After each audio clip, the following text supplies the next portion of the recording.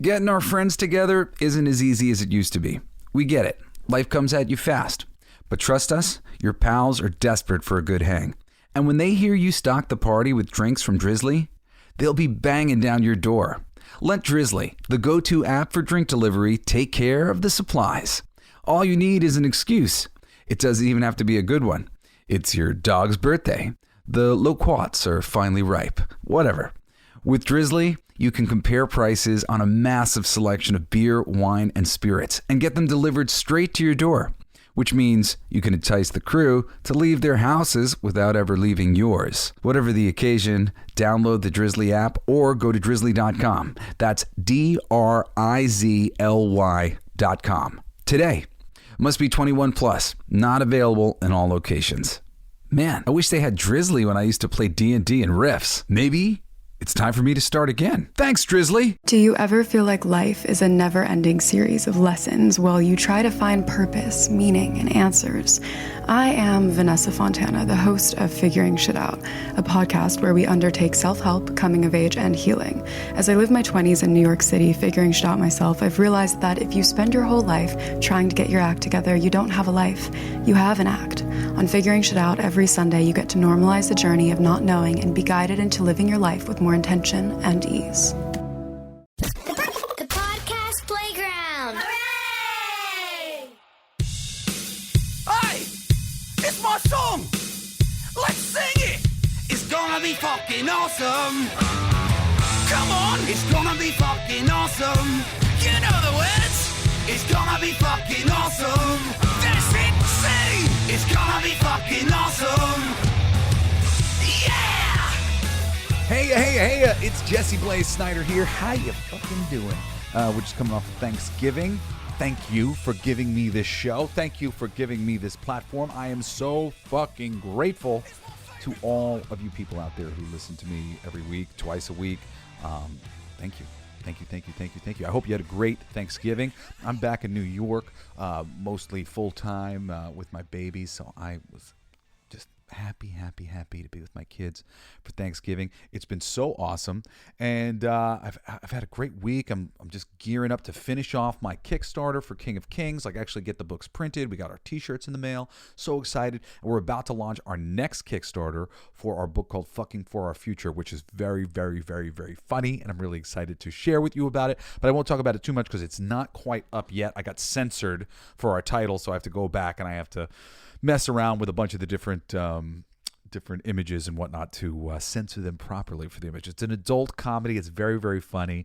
I really think people who find anything that I do in this on this show humorous may enjoy it. And I really believe that at this stage of the game, I know how to do this stuff. I know how to make a great comic book. The comic book medium lends itself to certain things, and it really needs to be executed lovingly by somebody or some people who know the medium and know how wonderful a good page turn is and a good cliffhanger is. And Fucking For Our Future and all the books that I produce with my company, they really, we know how to do this stuff. So I hope you'll check it out when the time comes. But today, I've come here to talk, to celebrate. I wanted to rank 10 FANDOM MENACE victories to celebrate in addition to the Marvel's historic box office flop. Now, for those of you guys who have been paying attention, I mean, what we're seeing right now is essentially the death of Marvel Studios. The only thing they now have on the schedule is one movie releasing next year. It's Deadpool 3. This is a Fox production, essentially. This is them pulling Deadpool into the Marvel Universe, a transitional film. And, I don't know what to expect from it. I think at the end of the day, it's going to be good. It's got Hugh Jackman Wolverine and Ryan Reynolds in it. I think it's going to be good. Will it be the type of thing that can push us through to the other side and keep Marvel Studios going for the long term? I don't know. And, number 11 on our list here, just to kick things off, is The Marvels. The Marvel is the culmination of the Kevin Feige era. And actually, it's not the era, it's the Kevin Feige error. And one of the major mistakes that was made at the back end of Phase 3 was Captain Marvel abandoning her comic book origins and being given a new origin that didn't really matter, was neither here nor there. It wasn't anything of significance to the people watching, and it wasn't what they had grown up reading or any version of it. And we were all very ticked off about it. At the time, Captain Marvel, there was a lot of reports that even though Captain Marvel made $1 billion, that Disney had gone out of its way to buy up theaters, and a lot of the theaters that were playing Captain Marvel and, you know, getting all this money were empty. A lot of empty theaters ended up watching Captain Marvel. Well, also, it was sandwiched in between Avengers Endgame and Avengers Infinity War. If you couldn't have had a better place to start, that's the one. So every single storyline that started from that Captain Marvel movie ultimately ends up getting repudiated in multiple ways here. And I mean, maybe I'll change should I change my order of my list ever so slightly? What did I do here? Where did I get that one? Okay, you know what? I'm going to change my order, okay? So Marvel Studios dies with the Marvels. The Marvels made less money. It made under $55 million, which $55 million was the bottom for The Incredible Hulk. Now, that's a superficial bottom because The Incredible Hulk came out 20 years ago now. So inflating that money that it made and counting how many tickets it sold far more tickets and made far more money than the Marvels has by comparison. Even though the Marvels is only like, let's say, 6 million less. I think it was like 49 or 47 or something like that. It's under 50 million that it made at the box office, you know, in America. It did do very good worldwide, and it looks like, I mean, they're going to lose a lot of money on this movie. Based on a lot of underground projections, this movie has spent maybe close to $400 million at the top, you know, somewhere between like 300 and 400 million. And it seemed as though they really ramped up the advertising of the film as it got closer to try to compensate for the fact that it seemed like it was tracking very badly and that nobody was actually going to go see it. So literally years of like the first thing that the fans really pushed back against, and they didn't listen. They were like, yeah, whatever. No big deal. Those are just these old school fans who expect things to be a certain way. All this nostalgia, all this blah, blah, blah, blah, blah. Do we really have to cater to these people? And then they made all of their announcements that was coming after Avengers Endgame and going to build the Marvel Universe moving forward.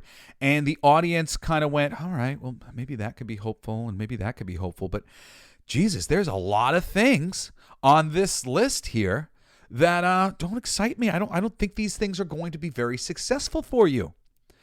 Now, The Marvels 2 has the continuation of Sam Jackson's story after 2 terrible bits. I'm going to get to number 10 in a second, which is the collapse of the viewership for all the Star Wars and Marvel programs on Disney+.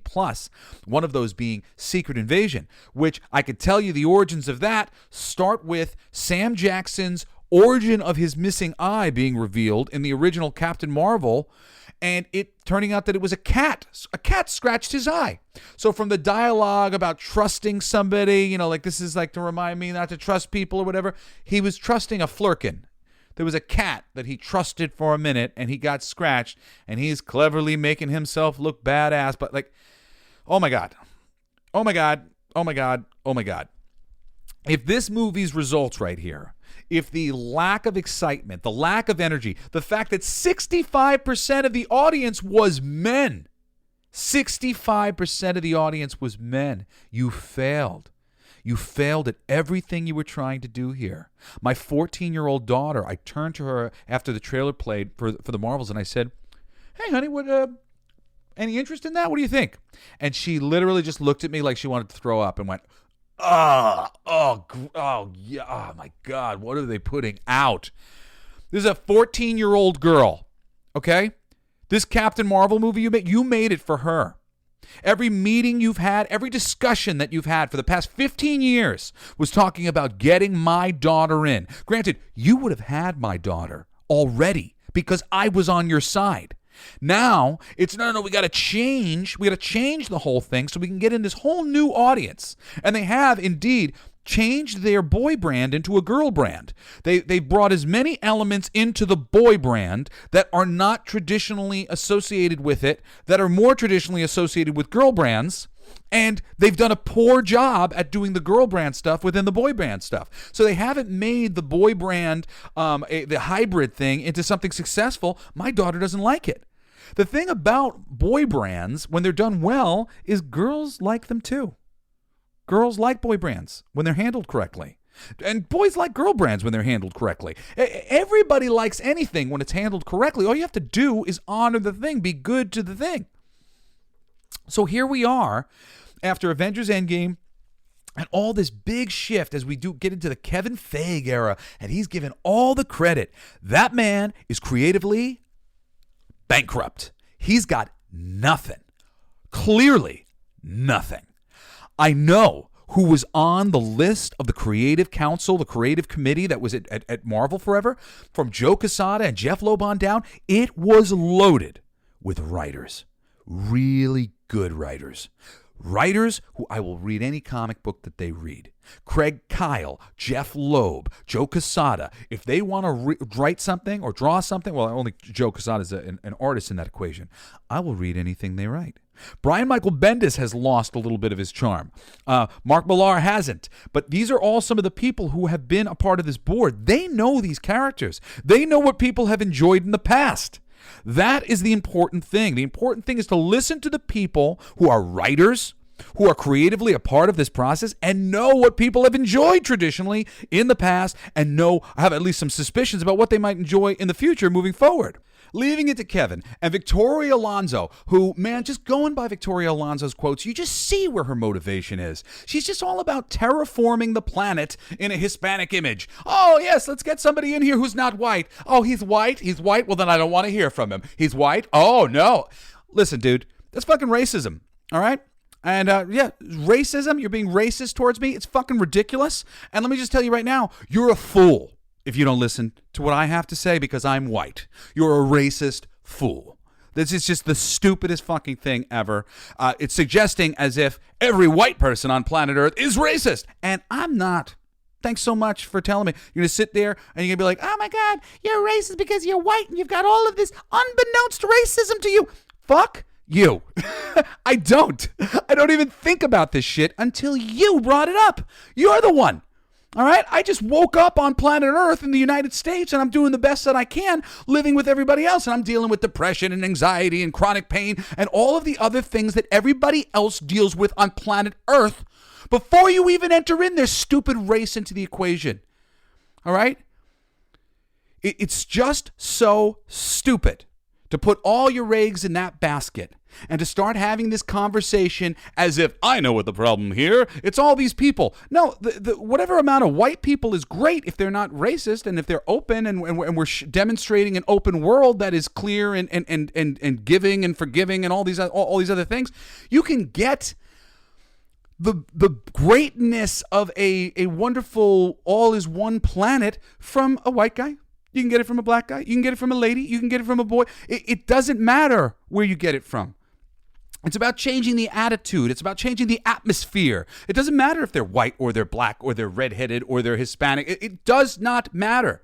You guys are putting such an overemphasis on something that doesn't matter, where you're literally bringing back racism by making it a thing because you're so harshly trying to avoid bringing any white people into the equation. And you're literally just essentially quietly shaming all of the white people. Ah, you bad white people. Ah, you bad white people. Fuck you. I didn't ask you to fucking shame me. Nobody asked you to shame anybody. None of the black people asked you to shame anybody. None of the Spanish people asked you to shame anybody. I have plenty of black friends and plenty of Hispanic friends and plenty of women friends and whatever other friends down the line, gay friends on the LGBTQ spectrum who don't agree with this. Okay? We don't agree with this. My friends don't agree with this, and they're all different colors. My friends don't agree with this, and they got all different shit hanging between their leg and all different things going between their brain about how we're supposed to do this. This list, and I'm going to keep going down, like this whole freaking thing that I'm here to tell you today, everything on this list is proof that they're wrong. They're wrong, and the majority is telling them so. What up, guys? Jesse Blaze Snyder here. And whether your resolution is to save money, eat better, or stress less, HelloFresh is here to help you do all three. Say hello to your most delicious year yet with fresh ingredients and chef-crafted recipes at a price point you'll like, delivered right to your door. So you've resolved to actually sit down and eat dinner around the table like me. But what do you do about those nights when your schedule's packed, like mine always is?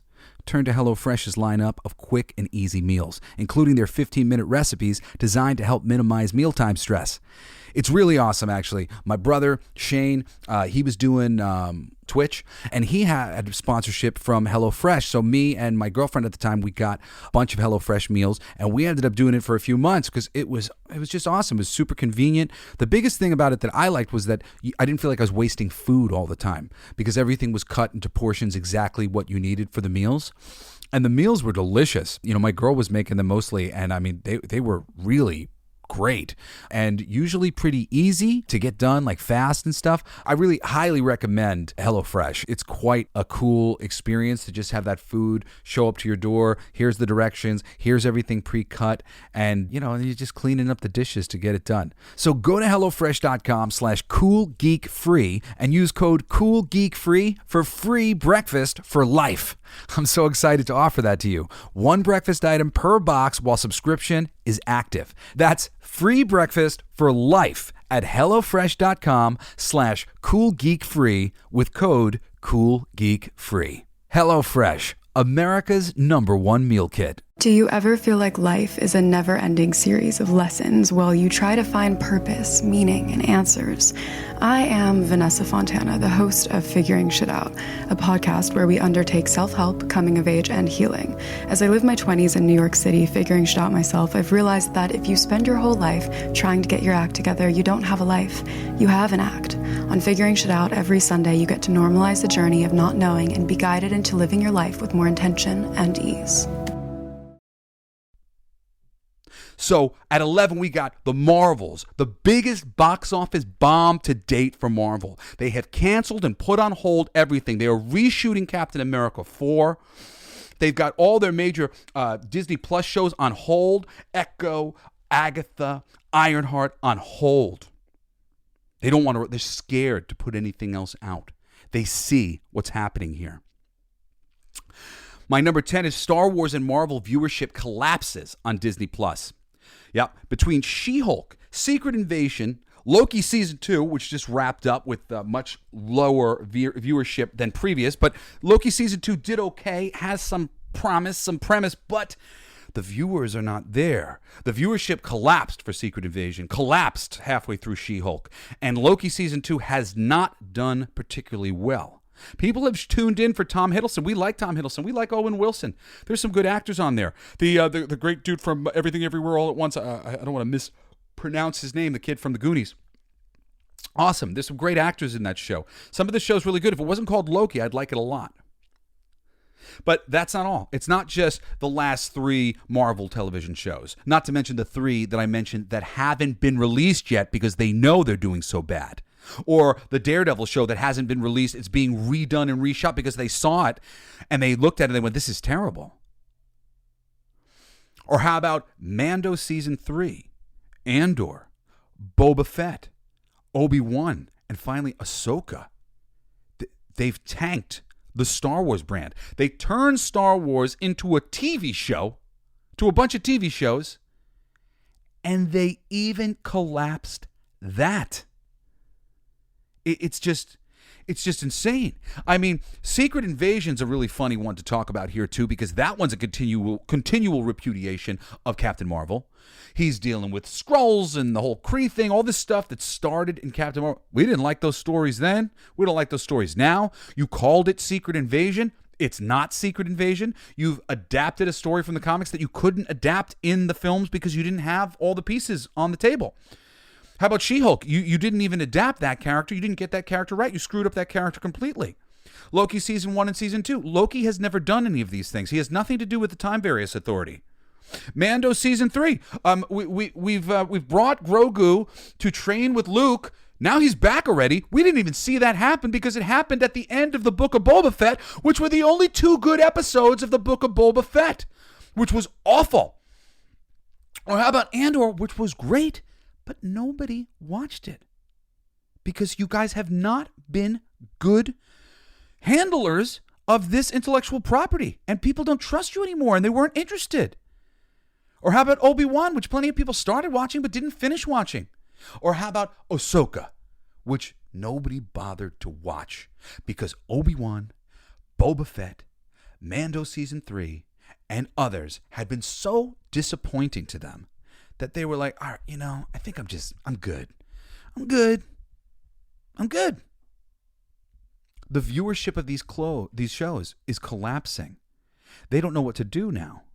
I can guarantee you, Mando Season 4, if they go forward with the rumors about handing the show off to Katie Sackhoff and things like that. Andor Season 2. I mean, Andor Season 2. How many more people are going to watch Andor Season 2 than watched Andor Season 1? I mean, if people are really freaking out about how good it is, maybe some more people will come in. And I really liked Andor. I was freaking out about how good the first season was. But people weren't digging that. It was very hard to get people to check it out. I don't think there's any answer that makes people go, oh, okay, well, I'm going to go check it out now. All of these shows, I mean, with Star Wars, I mean, as you get to Ahsoka, they're honoring a bunch of TV shows. They didn't begin to friggin' explain these things enough to make it really work and make the transition work. I like a lot of those TV shows. But like Obi-Wan, we're bringing in Hayden Christensen. He's on Ahsoka too. We're going into the prequel series, and people have a lot of nostalgia for that. There's a lot of people who are younger than me who grew up on those movies, and for them, that's Star Wars, and like that really means a lot to them. Where is this audience? Where are they going? Or have they watched and have they decided that they don't really like it? I think that's the case. I think the case is Star Wars and Marvel, as done on Disney Plus television, has been rejected uniformly by its audience. And I mean, seriously, if you want to go in here, I got numbers for some things on this list and like certain bits here or there for you guys to check out. But like, just go investigate. Go look at She-Hulk's ratings and rankings. Like, what is it being voted on by the audience? What is it out of 10? What's the score? What's the percents? What's the Rotten Tomato? And how many people actually saw it? Oh my God. I mean, I should really put Miss Marvel on the list too because nobody watched it. And that's just like Andor. Just nobody watched Miss Marvel, even though it was apparently pretty good. So you guys are like backwards here. All right, at number 9, Disney animation and live action films collapse at the box office, including Strange World, which is a weird Disney animation movie that seems like it's a Pixar animation movie, but it's not.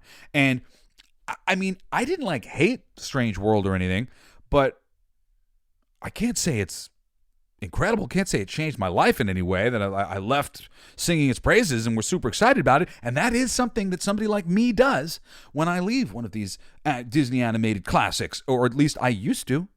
Not anymore.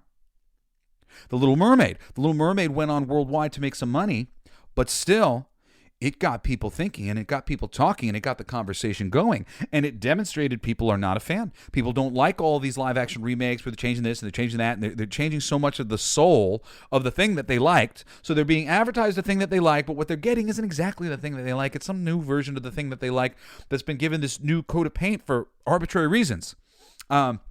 Again, I've said this a million times. It's not that the audience is racist against a black mermaid. We don't care about that. I hate it when people say, "Oh man, are people really upset that the mermaid in the movie about a magical lady who loses her voice and sings with all these magic creatures? They care. The magical thing is different color than it used to be." That is a quote from an asshole who doesn't care about books, movies, anything. That asshole doesn't care about things. So they're sitting there making fun of people who care about things, going, you guys care about things? What are you doing? Are you caring about all these things? That's so stupid. You care? Yeah, we care. We're the ones who buy the tickets. We're the ones who buy the merch. We go to places. We do things. We care about things. You're busy trying to fuck your boss or whoever the fuck it is. You're trying to go have sex with somebody or make money or do something that you think is superficially more important than reading something that can affect you profoundly and move you deeply, experiencing a character or relationships that inspire you or make you think about yourself and help you grow in your own life. There are some people on planet Earth who think that is more important than who you're banging or how much money you're making or what job or what prestigious position you're in. There are plenty of people like that. And those people, I'm never going to convince of anything. Those people aren't listening to this show right now. But those people are fucking commenting on Twitter as if their opinion matters. And it doesn't. Their opinion does not matter. Motherfuckers, we choose this stuff for you. We are the ones who are responsible for making sure that your entertainment when it comes to you is great. Because we are paying attention and we care. Just because you don't care doesn't mean you're right. People who don't care are not right. And people who don't care, their advice will never solve the problem of why aren't people caring about this like they used to. You want to solve that problem? It comes with caring about the stuff. It comes with thinking about it differently than you did yesterday. And people care. People care about the Little Mermaid. We have already linked in to this red-headed, I try to describe the color of her fin, but like what she looks like, her colors, like her skin color, her fin color, her hair color, all these things are imprinted in our mind. When we see that combination of things in a person in real life, if I saw somebody wearing a purple shirt with red hair and lightish skin and blue eyes, I'd be like, hey, it's Ariel. It's the Little Mermaid. There she is. This is how cosplaying works. You show up at the con, people go, ooh, I know who she is. She's Little Mermaid. Why? Because she looks exactly like the Little Mermaid. She looks exactly like it. Oh my God. How do you succeed being a cosplayer? You look as identical to the thing as you possibly can. You look as authentically the thing as you can be. And if you have authentically become the thing, you win. What is it when these fucking studios have an opportunity to make somebody authentically the thing and they throw that opportunity away? No, we don't need that opportunity to make... You are more capable of authentically producing the thing than cosplayers are. Freaking Hollywood is more capable of authentically reproducing the thing that we like than cosplayers are. But they don't. What the fuck? Do you see how many hits authentic cosplayers get on Instagram? You want to get that many hits on your movie or your TV show? Make the shit look like the thing we like. It's that simple. It's so fucking insane that I have to even say it like this, and like it's shocking to people. What? Really? What? Come on, it's not a big deal that we took the person and we made her into a black person. She doesn't look the same anymore. You're hung up on racism. It's not about racism. It's about how does it look? Oh, that's the thing that I like. I recognize it. Here it is. This is my house. It's what it looks like. You come to your house. It's been painted a different color. That's not my house. I don't know. I'm going to have to get used to this. Perhaps it will be just the same experience as it was before. But I don't know that it's the same experience it was before. I was really excited about the experience I was having. You decided to change it for no fucking reason. And now, I don't know anymore. Okay, I guess. Well, we'll see. Don't do that. Why do that? Why take that fucking risk with your business? What a stupid fucking move it is. It's just the most ridiculous thing. In the name of diversity and inclusion, guys, new characters, diversity, inclusion. You need a boyfriend who's great.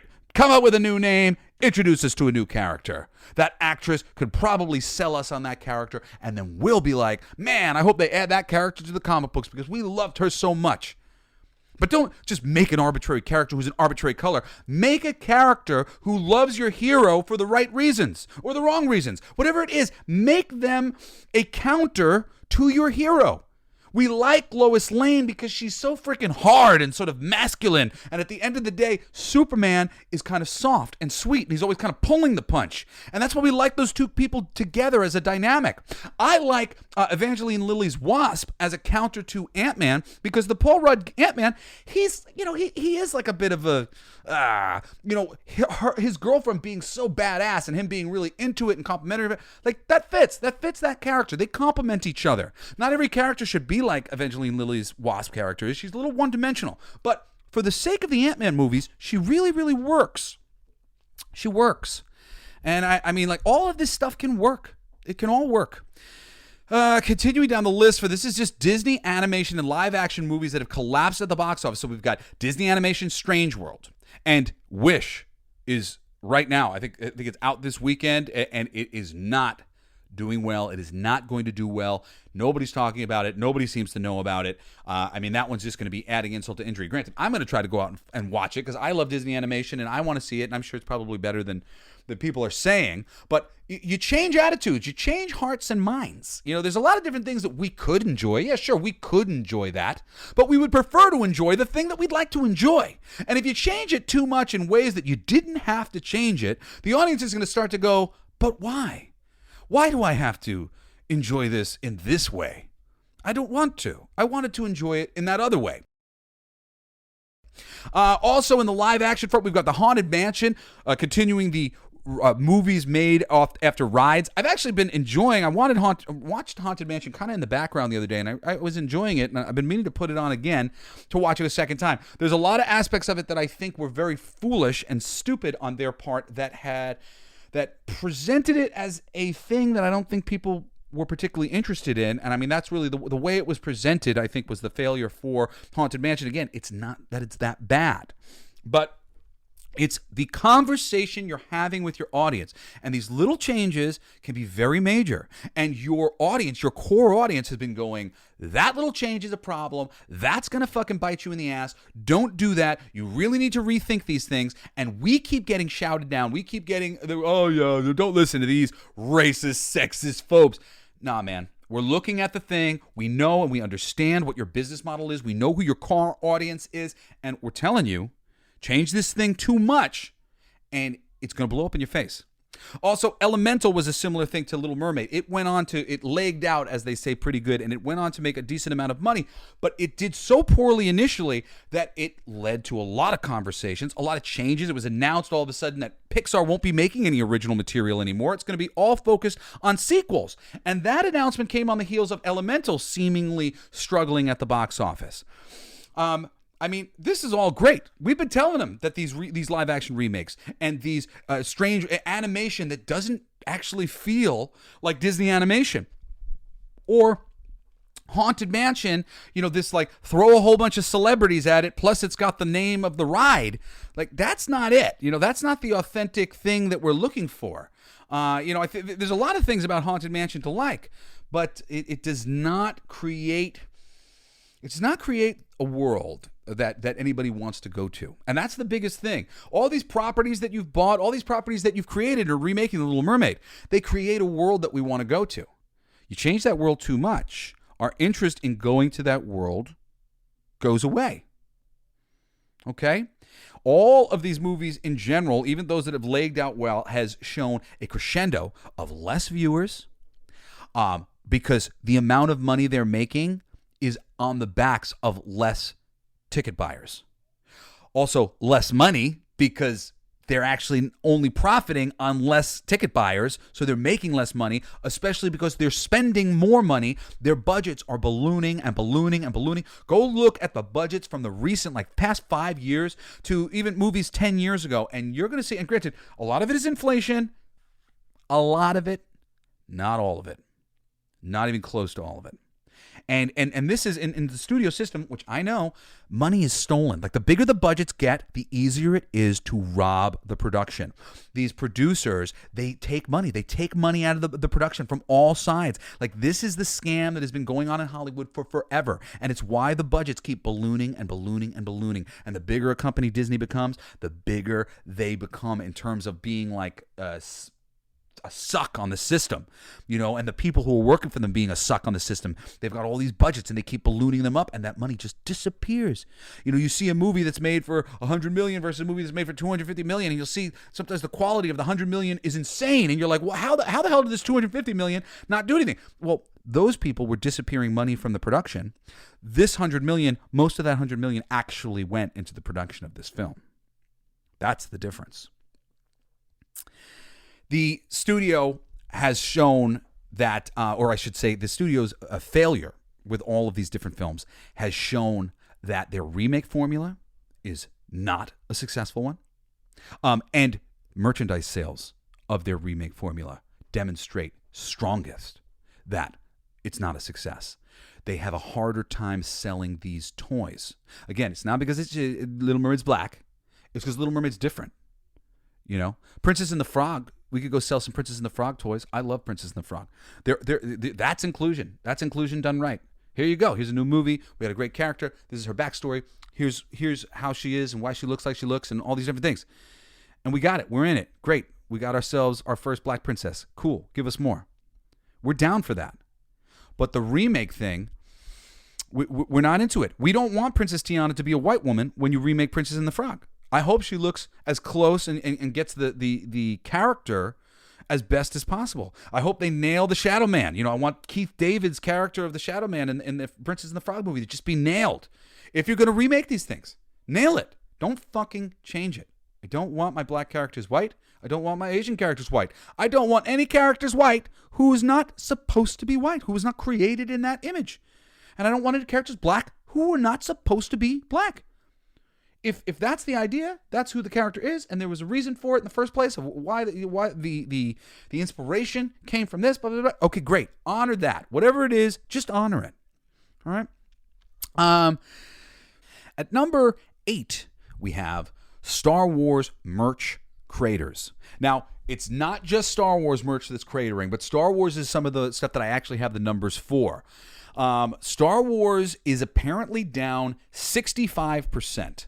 These exact numbers or whatever, these are numbers coming from their leakers within the toy company. They also said that all years combined of modern Star Wars cannot compete with the single best years that Kenner had put out from ages ago when Star Wars was owned by George Lucas and he had all of the merchandising rights. Overall, there is a 40% loss of shelf space for Disney, period. Okay? I don't have the Marvel numbers, but I can tell you from observing, oh yeah, things are falling off. Wakanda Forever line of Marvel Legends and the the Eternals line of Marvel Legends and the Marvels. I do not believe they are sitting there.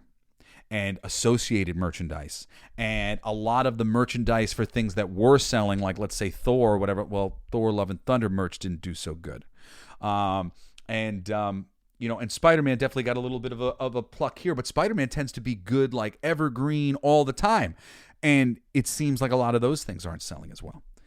And Star Wars merch across the board. I mean, they pushed Baby Yoda so fucking hard. They even forced him back into the 3rd season of The Mandalorian because they didn't want him off the table because they wanted to be able to sell that merch.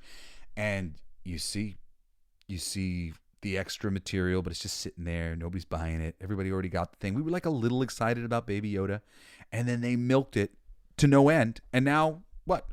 We don't fucking care anymore. We don't care. All right, Star Wars and merch in general down 65%. That proves the fans right. These television shows collapsing proves the fans right. These films, box office collapsing proves the fans right. The Marvels proves the fans right. You want to know another thing that proves the fans right? The fans have been trying to tell you that the market for comic books is collapsing, that politics that are being injected into all of the books across the board, gender swapping and reveals of different sexuality than characters that have had for ages and ages and ages, that this stuff was not going over well. And in general, the modern comics landscape was just crashing. Well, IDW crashed. It's one of the largest publishers in the second tier of comic book publishing, and they hold some of the biggest licenses in comics. The publishing company has obtained licenses to publish Dungeons & Dragons, Star Trek, Godzilla, Teenage Mutant Ninja Turtles, Sonic the Hedgehog, and many others. I think they had G.I. Joe and Transformers before. Recently, Robert Kirkman took them over. On January 19th, hold on a second.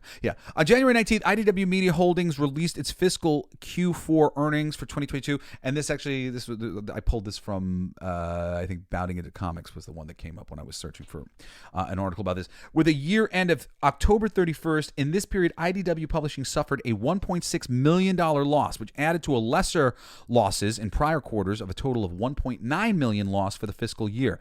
This marks the second second year in a row IDW Publishing has taken major losses, with a $0.8 million loss reported on their 2021 financial reports. The drop is largely due to declining sales, but there are also a major increase in printing costs due to paper shortages this year, which has been reported industry-wide. The company seems to have kept afloat by licensing from its entertainment division, primarily derived from streaming shows of Lock and Key, as well as Surfside Girls. According to their last report, IDW has about $10 million in cash, but they were already warning investors that they may need to raise another $10 million to stave off bankruptcy in the next couple of years.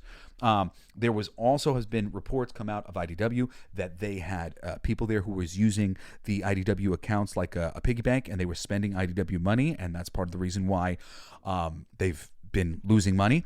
The main business model for most companies that end up with large financial backing is to throw money at all the problems. Money, money, money, money, money, money, money. We will help you buy this license, and we'll help you get this thing, and we'll help you get this thing, and you're going to operate under a loss for years and years and years and years and years and years, but at the end of the day, you're going to come out of this ahead of Dark Horse, because Dark Horse won't have all the money that we're going to throw at you, IDW. So IDW has had the we're going to throw money at you business model, and of course, when money is thrown at the thing, people steal the money, and the money goes missing, and so many different things, and stuff doesn't actually happen. Just buying a whole bunch of the biggest licenses, but not actually handling them well, and making things that people just love to death forever and ever and ever. I mean, obviously, IDW have had some hits here or there. You know, Teenage Mutant Ninja Turtles was being pretty successful, and then that just kind of just like this, it was like, and it's gone. But I mean, Dungeons and Dragons, Star Trek, they've been playing these games with their audience. And I have unfortunately not heard like just a lot of just people going, oh man, mind blown from all the things that IDW has been doing. Clearly, they're doing some things right, because like, look at the license they have, and look at the size of their company, look how many books they publish and stuff. But it's just all a show. It's all a game. It's like all these studios with all their streaming services where they've been dumping so much money into it and putting out so many programs, but 99.9999% of these shows fail, and nobody ever sees them. Nobody sees these shows. Period. Nobody sees these books. Nobody's reading their licensed books. I mean, some. Not a lot. The proof's in the pudding, man.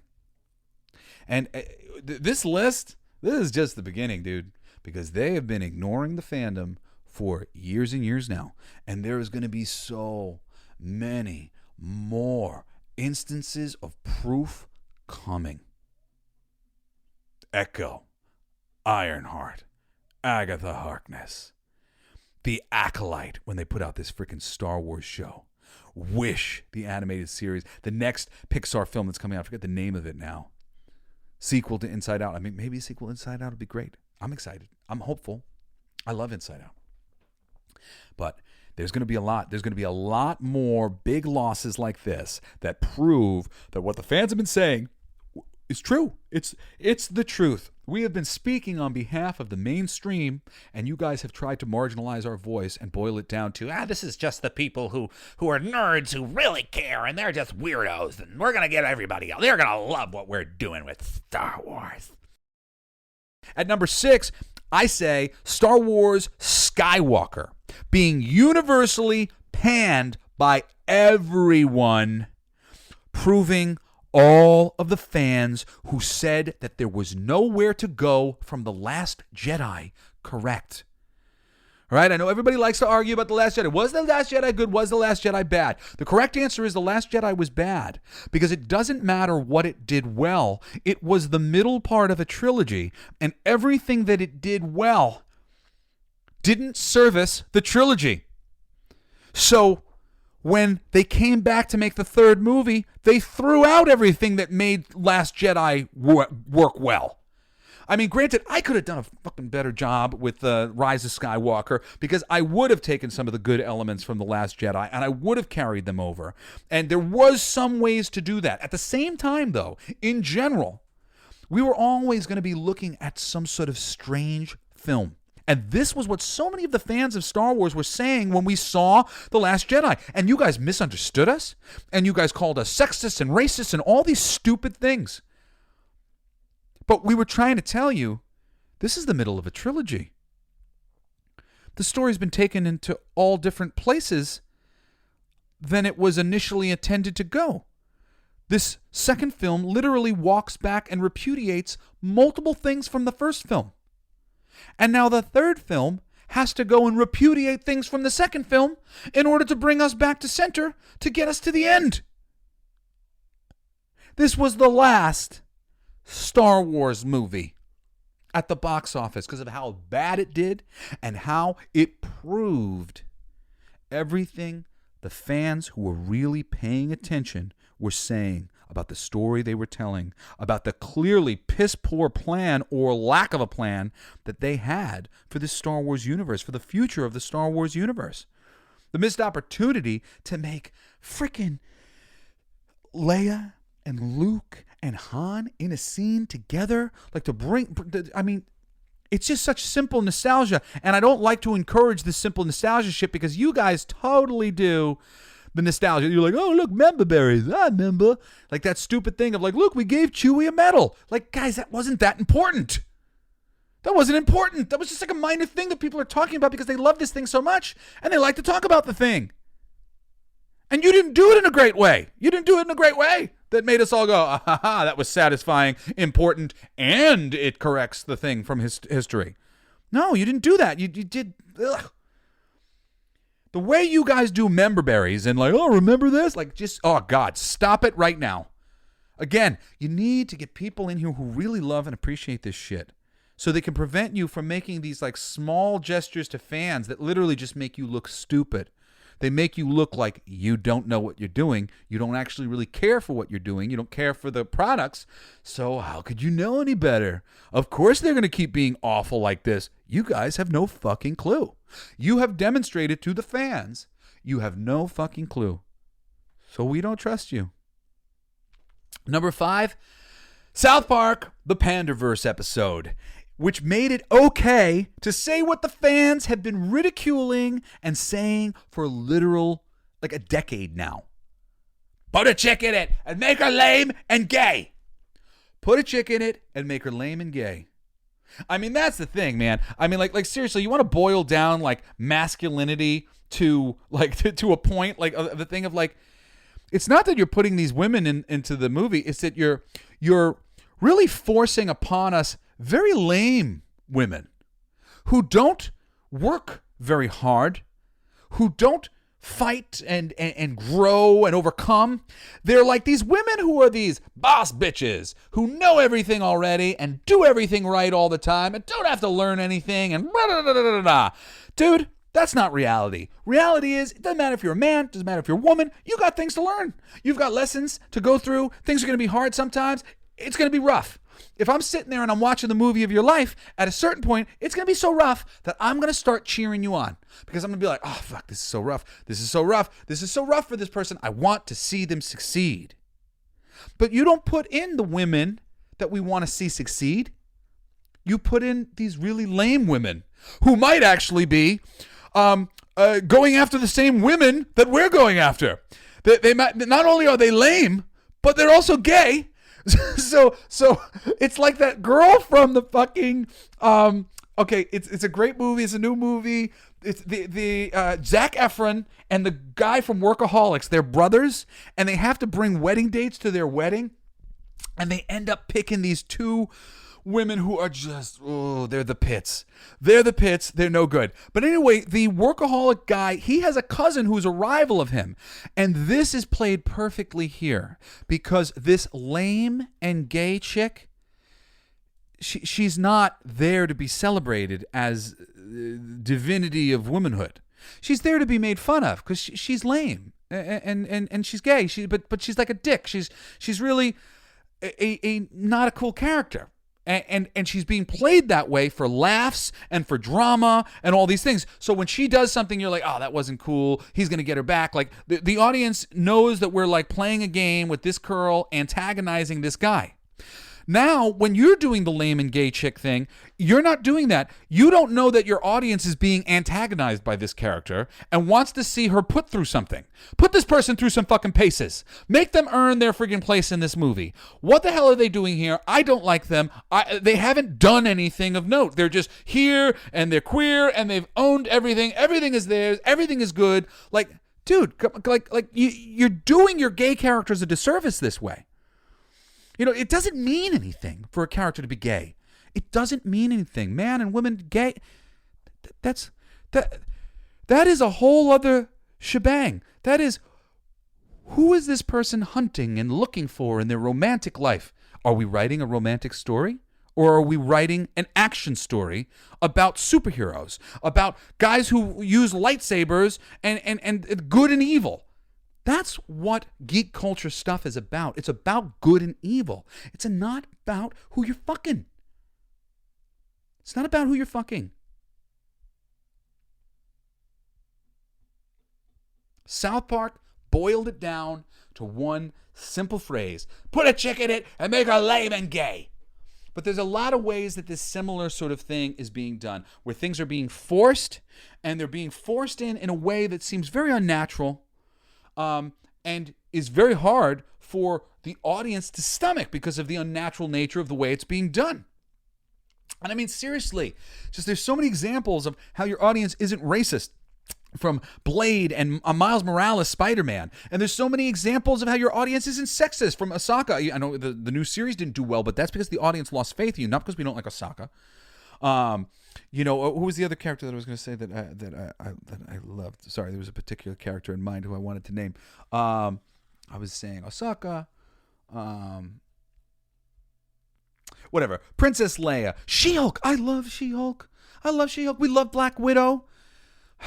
We like that Kate Bishop Hawkeye. You're like, there's plenty of good characters that can be done. Like, you know, like you're doing good things. The problem with like that Hawkeye show was Echo. She's like butch, and she's not soft, and she's not sweet, and she's not attractive in that wonderful way that she was in the comics. She was very attractive as a character. Like, and I don't mean attractive like, oh my God, she's so hot. Like, she was attractive because she had a softness about her, and the her living in the world, like the artist kept putting you in her space. They were putting you in a world where she couldn't hear anything. And they were kind of depicting that in various ways. But they lost that. They didn't do those things. Like, you can't just one size fits all these women. You can't one size fits all these other races. They're black isn't enough of a character thing. And I talked about this recently the other day. At a certain point in the 90s or whatever, when like they were trying to make things more diverse, and all of a sudden, every group of boys that you saw, it would be like, the leader is a white guy, and then he's got his black friend and his Hispanic friend and maybe an Indian friend, or like whatever it was. It's like, here's this group of diverse children. You know, and every group was diverse children. And something that started to happen there, which was a joke that, you know, for all my black friends would start to make of like, just like, oh, he's black. Like, that's his character is he's black. His character is his ethnicity. When they were all white, we were like, well, they're all same character because they're all white, so we better make them all uniquely different. If one of the characters is white, and one of the characters is black, and one of the characters is Hispanic, one of the characters is Indian, they are all the same character. They are all humans. You need to give them all each individual things to do to make them unique. That is reverse racism. That is diversity and inclusion. That's not what we have right now. We have like a compulsory system where people are doing a thing because they've been told that they have to, and they have to do it in this way. They're not doing it because they think it's right, and because it organically comes from the story and from all these things. It's not how it's happening. It's so ridiculous that we've been pointing this out for years now, and it's only become, in the past couple months, really acceptable to say. And granted, you know what? That's not true, because I was on Twitter and I've been talking about these things. My show's been around now for 6 months, and like, I really haven't gotten a single bad word said about me from anybody. Nobody has reached out to me and been like, Jesse, you're a dick, and I hate the way you talk about these things, and you know, you're racist, and you're nobody, not one. And some of that, I think, is that the temperature is changing. I also think that I'm probably I hope I'm talking about it in a way that is easier to take the right points from. I hope that when I talk about these things, it's easy to come away with the actual reality of why they're not succeeding, as opposed to this false reality that they keep kind of trying to tell us it is, about how wrong and how bad we all are. And that's not it. They're mishandling this stuff. They're mishandling this material. And all of this list proves it. All right. So let's see. We've got getting into my top 5 here. Oh, no, sorry, my top 4. We just did the Pandaverse episode. Number 4, Rings of Power flops for Amazon, with only 37% of those who watched the premiere continuing on to the finale. Okay, now, why this is so significant, too, is because of how much money this Rings of Power, like, Jeff Bezos, he literally went, I want my own Game of Thrones. I don't care how much it costs. Go get me the thing. And they spent insane amounts of money. Oops, sorry, bless me. They spent insane amounts of money to make Rings of Power a thing. And they did such a bad job. They played the social politicking game, but also played a game of just tone deafness with the script and with the characters and with Lady Galadriel. You've got a character who's a peaceful, feminine, wonderful elf lady, and she's warrior elf woman, and she's just hyper masculine. This isn't the character. The character's not depicted like this in the books. This isn't who she is. It's stupid. I'm sorry. It's stupid. It's stupid when you make up your own shit because. Stop it. You literally turn this into the boss bitch Galadriel show. And that's one of the main reasons why it doesn't work and nobody likes it. She's married. Where's her husband? You wrote him out because you didn't want to deal with that. These are the kind of decisions, like fans of the books, we know these things about the character. This is how we remember the character. We remember characters more easily based on their associations. I can name 60 different characters who are from the X-Men. And so much of my association with them is because they're on the X-Men. It'd be harder for me to remember some of these characters if they were from teams that I didn't really know about, and maybe somebody told me this name of this character, that name of that character. It's the associations that all these things have with one another that bring them together. So your main character, your Galadriel character, you fundamentally just do whatever you want to do to make a show that you'd like to make. It's tone deaf. Pretty positive they fired their Tolkien scholar at a certain point in the proceedings there too. And they hired all these fucking influencers who are complete money-driven influencers. People who will be your influencer because they're cute and they look this way or that way or whatever other way. And they'll talk about your thing and how much they love your thing and try to bring attention to your thing because there's some superficial person who people are following because they people think they're cute or whatever the fuck it is. And well, that's what you get, man. Bunch of superficial people who didn't understand the thing, didn't actually care about the thing, came out and said all nice things about your thing. Everybody who understood the thing recognized that those were not the droids that we were looking for. Those were not the people who were going to give us our taste or help us to figure out whether or not we wanted to watch something.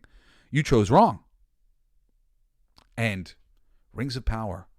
What an embarrassment. What an embarrassment for them. What a great thing to celebrate. Celebration. Celebrate good time. Come on. They're just they're just fucking it up so bad. Okay, at number 3, the Snyder Cut is shown to audiences on HBO Max and proves what we all knew. Studio notes are a huge part of the problem with DC on film and plenty of other studios as well, demonstrating that the real problem within this process are the executives in charge. The first movie, the Justice League, that was released after Joss Whedon went in and did a whole bunch of little corrections as Zack Snyder and his wife mourning the loss of one of their children. It was a 39% critic score and a 67% audience score. 67% audience score. Now, that's not a terrible audience score. That means audience was like, okay, all right. But the critics were like, this movie fucking sucks. Well, guess what? The Zack Snyder cut of the movie, it got a 72% critic score and a 93% audience score. 93% of the audiences liked it. Granted, it's the length of like 4 fucking movies. And I mean, there's a whole bunch of reasons why this thing's just not tenable. And if Snyder's literally handing in a 3-hour movie to them, you understand why they might cut that thing down to something shorter. And I mean, and I don't know if he's not cooperating either. You know, sometimes some of these filmmakers, they're like, no, I got my vision of the film and it's this. And they're like, dude, no family wants to go see 3 hours of the Justice League. We were hoping for an hour and a half. Unless it's really, really, really good. And I mean, the Snyder Cut is good. I wouldn't say it's really, really, really good. It's definitely a little slow. It's definitely fucking long.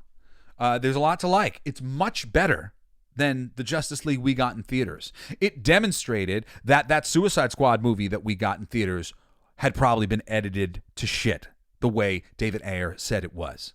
It represented that. And we know this because we saw the director's cut of Batman vs. Superman. That was far superior than the original Batman vs. Superman that we got in theaters. The studios have been tinkering with the thing, oftentimes to less than stellar results. And the Snyder Cut is even bigger than that, like as a victory, because, you know, this was a fandom. And granted, we know now that a lot of it was bots, and, you know, whether this was a very clever move on Zack Snyder's part, which it might have been, because it wouldn't take that much money of somebody who's got money like Zack Snyder to, you know, hire some people, hire some bots to just keep annoying DC about this thing until something happened. And it worked. It fucking worked. It's great inspiration to me and other people on planet Earth. They pushed and they pushed and they pushed. And what were they really pushing for? They were pushing back against the creative corruption that had gone on, that had ruined his movie. I'm sure that freaking Zach felt fucking pissed off. I'm sure he was embarrassed by the thing that got released there. He filmed that. He made that. He makes great stuff. He makes really beautiful movies. You know, I'm not a fan of Man of Steel. It's a beautiful movie. I don't like it, though, because it's Superman. It's a Superman movie. It's supposed to represent Superman, and I have a deep love for Superman, and it's because of the opposite of what that movie demonstrates. So there's a lot of reasons why I don't like that movie, even though it's a very well-made movie. Same thing with Batman Superman. The director's cut, at least, is a very well-made movie.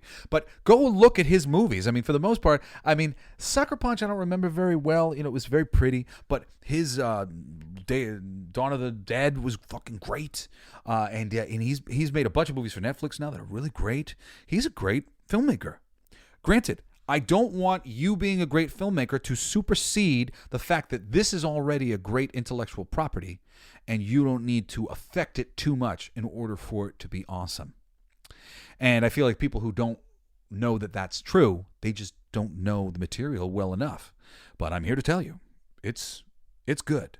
Look at enough of it, read enough of it. There's very little that you have to really bring to the table besides an honoring of that material. All right, we're getting down to the last two. For me, this is a big one. I fucking love this. Number 2, Henry Cavill leaves The Witcher of his own accord, proving what all of us who liked the show knew, that they were squeezing him out of his own show. Fans, they weren't happy, and neither was the actor who played the character, who was a fan himself. And diplomatically, he stated at the time, quote, "My journey as Geralt of Rivia has been filled with both monsters and adventures, and alas, I will be laying down my medallion and my swords for season 4.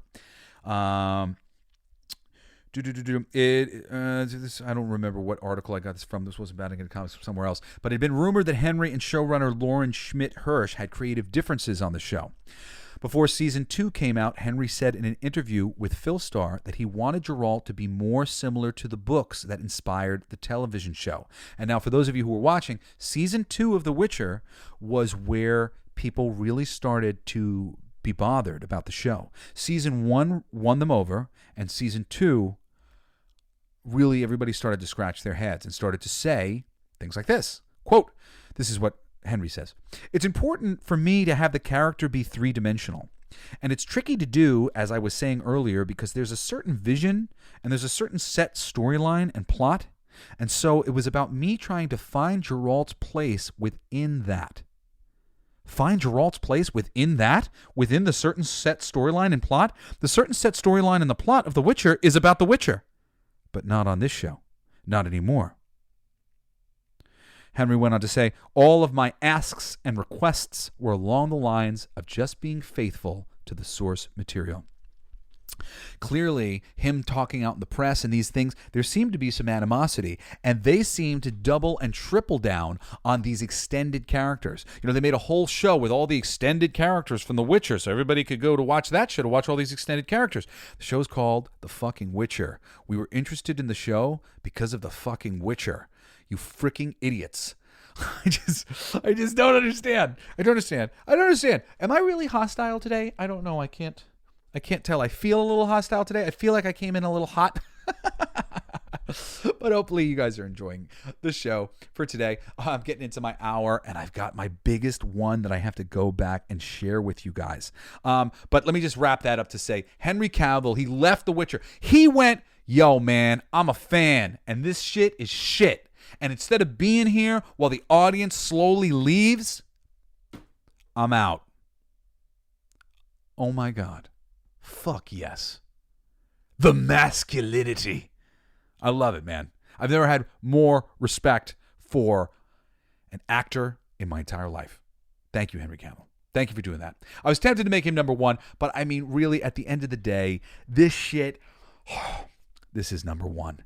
And I mean, there's so much to say here, and this is all of the words of Gina Carano, who, after the South Park pandering episode aired, she made a tweet that was initially, and I'm going to read all these things, it was just basically initially just kind of giving kudos to South Park and going, that was fucking hysterical. But then, but expanding on a couple things, making a couple little comments. But then somebody commented and tried to like suggest she was crazy and was just like, oh, so-and-so is crazy kind of thing. And then Gina went off. And Gina said a ton of things that we knew and a ton of things that we did not know for sure, but we were pretty positive were happening. And this is my number one, the number one victory to celebrate, not just because it's a victory for the fandoms, but it was because of victory for Gina Carano herself, who got fucking screwed. Taken off of the Twitter platform. For people who don't actually know what she said and like what she got in trouble for, guys, she said nothing wrong. Nothing. She perhaps was making a bad analogy, but I don't think it's a bad analogy. I actually think it's a very appropriate analogy. She was talking about how the Holocaust happened because people were dehumanized to the point where other people didn't care what happened to them. That has been attempting. They've been attempting to do that. The Democrats have been attempting to do that to Republicans in America. They've been attempting to suggest things like we should be able to take the kids of a Republican family away from them for any number of reasons or all these different things. Guys, you're out of your fucking minds. And Gina Carano, responding to these fucking crazy people, said, this is the type of thinking that led to the Holocaust. When you dehumanize an entire group of people to the point where you don't care what happens to them and you believe that they should be forced into doing things that go against who they are.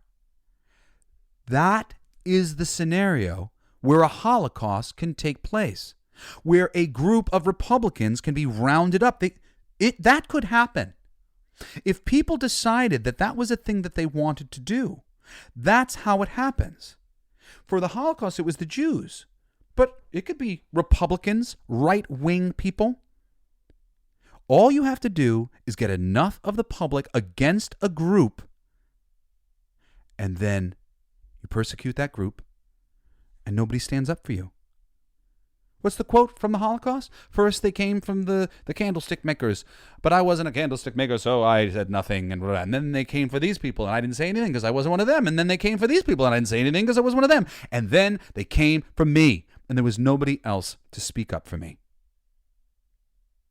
So Gina Carano said, hey guys, this is literally the exact scenario that led to something like a Holocaust taking place on planet Earth. And instead of hearing the wisdom in her words, people said, how dare you compare the Holocaust to anything? Meanwhile, people are comparing Trump to Hitler, which is just hyperbolic. It's absurd. I don't care how much you don't like Donald Trump. He's not He's not actually Hitler. Okay, we got to be realistic. He's not Hitler. He's not a great dude on a lot of levels. I'm not the hugest Trump fan, but he's not Hitler. And the moment we start to believe things like that, it lets us go down paths that are all wrong. So Gina, not only did she not say anything wrong, she said something right. And they canceled her for it. And it was fucked up. She should not have been canceled for her tweet. She should not have lost. She was one of the best things going on that show in The Mandalorian. And clearly, Kathleen Kennedy, this was all like a bit of politicking and her consolidating her power, not wanting Jon Favreau to be able to come in and take her power, all these things. So what did Gina Carano say after the South Park episode aired? She said, "This is the part where KK, Kathleen Kennedy, demands any YouTubers get censored off of YouTube for sharing and laughing at this hilarious episode. She'll have YouTube disable the thumbs down option because of the ratio she'll receive. Then she'll have her publicist ghouls make sure Variety and Hollywood Reporter run hit pieces about the South Park creators and their families, smearing their names through every useful idiot she has under her thumb who would sell their soul to work for Lucasfilm. She'll activate her online mob to repeat that the South Park creators are racist, bigot, transphobes, and demand the South Park creators publicly apologize by only using words she approves of. And finally, she'll demand they subject themselves to be re-educated, subject themselves to a re-education course of 45 people in the LGBTQ community Zoom call to sit there and listen to how badly they got their feelings hurt all over a little boop of a South Park episode. But maybe, just maybe, the jig is up." And oh yeah, she's right. Gina, you're right, baby. The jig is up. Now, somebody commented, tried to be like, oh, Gina Carano went crazy. And that is when we got to number one on the list. Because this is what Gina had to say after this stupid asshole tried to suggest she was crazy for venting her reasonable frustration over this situation, this political situation that lost her job in the Star Wars universe.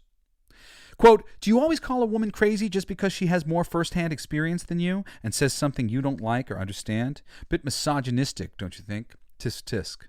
Curious if your overlords pay you, or do y'all just go ahead and shove your whole head straight up their ass for free? I'm guessing for free. Might want to come out for some fresh air. For some added context, not just for you, but for the people reading, one of the things your overlords asked me to do was to unfollow certain accounts because they said bad things about Kathleen Kennedy. That was a huge red flag for me.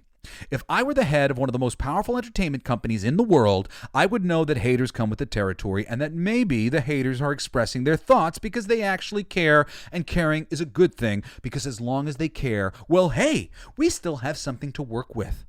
Maybe we can win their hearts back eventually, and maybe they do have some good things to add to the conversation, which they do and did. And at the very least, they are still buying the product. Look at Mando Season 1. Boom. The healing had begun. If you are a proper good leader, you learn how to embrace and communicate, not dictate and silence, and demand your actors and directors unfollow and shame more than half of your fan base and the people who have stuck with the franchise for decades. Side note, don't say the Force is female and then allow only the men to express their political views online. In fact, just drop the ridiculous phrase completely. One of the problems your overlords are having now is that they've made a lot of people completely stop caring about one of the most beloved franchises in history, all by bullying, pushing aggressive agendas, and trying to silence the people criticizing them. How are they able to tell stories they don't understand when the ones they identify with are the Empire? They are literally trying to squash the little guys, the rebellion. No wonder the storytelling is struggling. They fired and dehumanized people like me who did absolutely nothing wrong. And she didn't. She did nothing wrong. All to virtue signal to people like you, the yes men. But yes men, unfortunately for you and them, do not drive culture. Maybe they were banking on the kids picking up the slack, but one of the best things about this franchise is passing it from generation to share. The competition is too high to throw out something as valuable as that. Why would one generation pass it on when you've disrespected and thrown them away? Your overlords try to hide behind the two opposing fan bases fighting each other instead of taking responsibility. So they encourage the hate, All while virtue signaling they are standing up for minorities, but instead using them as a shield and weapon. Funny enough, just how our government works. And she's right there. That's exactly how our government works. And I know exactly how our government works because I watched our geek fandom do the exact same thing. Everything that is happening in geek culture, everything that is happening in entertainment is the exact same tricks that are happening with our government on the regular news. Fox and these two opposing views. This is perfect. Keep on fighting, guys. Keep on fighting. Get off of the internet. I mean, get off of the TV. Get away from CNN. Get away from Fox. Get away from MSNBC. Go watch independent thinkers, independent voices, independent people. Go to the people. This is what they should have done for forever. Listen to the people. They think they know better. We live in a very ego-driven society, and the entertainment business is the tippy top, the head of that ego-driven snake. They really just don't fucking know any better because they're that proud and stupid. They think people will forget, and yes, maybe they will, but for this moment, they have heard the people's voice, and it shook them. They are choosing to stick with their weak leadership who couldn't handle YouTubers saying mean things online when all it would have taken is a true leader to step in, take the reins, take some responsibility, stop discriminating, apologize about the things that have been done wrong, step completely out of public, be truly inclusive, and they'd be back in business. Until then, they're stuck with you, the yes men, and their plummeting stock. I'm not saying I'm right on all fronts, but I am open-hearted and refuse to discriminate based off of powerful people telling me how to think and act. If there was something I needed to apologize for, I would have in a heartbeat. But I didn't say or do anything wrong.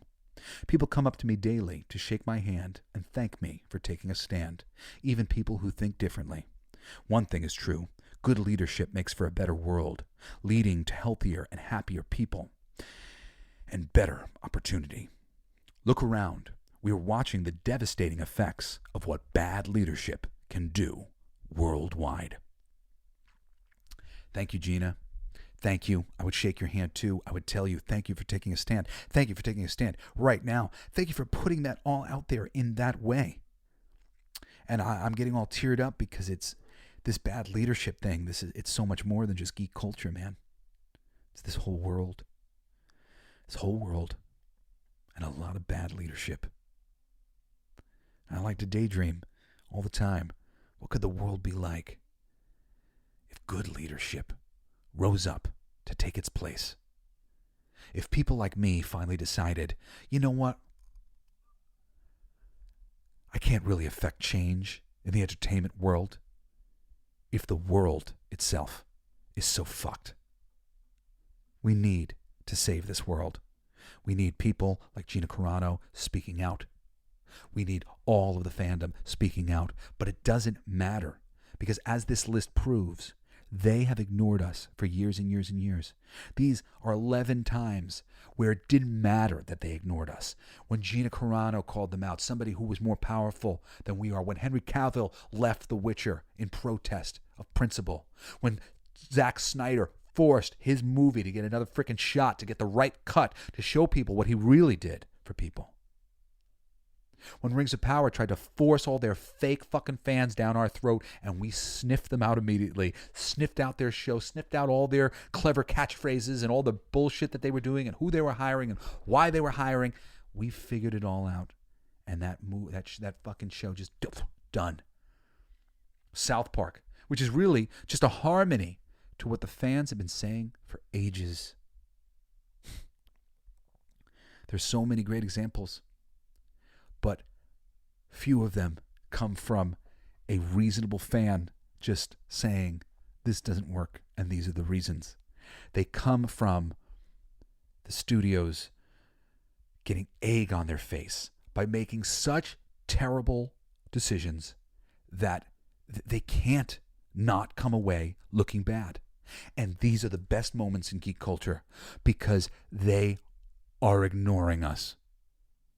And our only answer is to help facilitate embarrassing moments is to hope and pray that they get so embarrassed for so long, and it has been for so long already, and they lose so much money from embarrassing themselves like this, that they either sell the material to other companies that will do better by it, or they change what they're doing because they cannot deny all of the egg on their fucking faces. That's it, guys. That's it, my coolest geeks. I am your passionate geek culture commentator, Jesse Blaze Snyder. I love you guys so much. You can write to me at jesseblaze@jessesnyder.com. I look forward to hearing from you. I really do. Also, if you're on the X, you can follow me. I'm Coolest Geek JBS. I have a brand new music podcast that just came out a couple days ago. It's called All Your Favorite Bands Suck with Jesse Blaze Snyder. There's a little introduction to the thing that just basically explains that it's a feature show featuring all my favorite bands. The bands that I think are not exactly getting as much attention as they deserve, at least by the mainstream. And the very first episode, which is a feature on one of my favorite bands of all time, The Offspring. I think really have a lot to offer and are one of the greatest bands of all time. So it's a greatest bands of all time show, essentially, even though it's called All Your Favorite Bands Suck. It's just me being cute. But really cool. If you like music, please check it out. And I hope you enjoyed this show, and will join me again next Saturday, and join me again this Wednesday for another ass-kicking episode of The Coolest Geek Alive. I don't know what I'm doing yet for this Wednesday's episode because it's Thanksgiving and I'm chilling with my family, but I'm sure it'll be fucking awesome. Join me again because it's gonna be fucking awesome! Coolest Geek Alive! I love you guys. See ya. Thanks for letting me be manic and weird today on my show. Bye-bye. You've been listening to Coolest Geek Alive with me, your host, Jesse Blaze Snyder. Don't forget to rate, comment, and subscribe for more excellent geek culture content. Thanks for listening. It's my favorite part!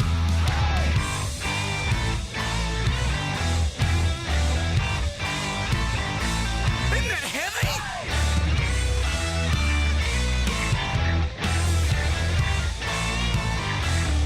I played that! It's gonna be fucking awesome! Coolest alive! It's gonna be fucking awesome! Stay with your tribe! It's gonna be fucking awesome! Revenge of the Geeks! It's gonna be fucking awesome! Week after weeks! It's gonna be fucking awesome! Laughing with you! It's gonna be fucking awesome! And crying sometimes too! It's gonna be fucking awesome! Spelling it out! It's gonna be fucking awesome! Making you shout!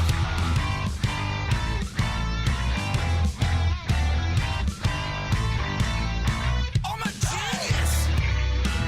I've got lyrics coming out me bum for days!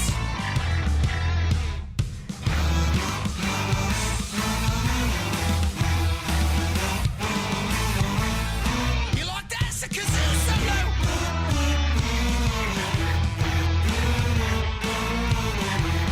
I played that too! It's gonna be fucking awesome! Talking some shit! It's gonna be fucking awesome! Living your shit! My voice is fucking awesome! Food in our mouth! It's gonna be fucking awesome! Get in the mouth! It's gonna be fucking awesome! Tell all your friends!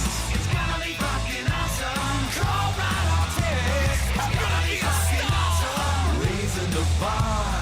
It's gonna be fucking awesome! Straight to the stars! It's gonna be fucking awesome! It's starting soon! Straight to the top of the awesome! Passing the moon! It's gonna be fucking awesome! On with the show! It's gonna be fucking awesome! Ready, set, go! It's gonna be fucking awesome! Fucking awesome! It's gonna be fucking awesome! Just wait! You'll see! You'll all see! The podcast playground. Hooray!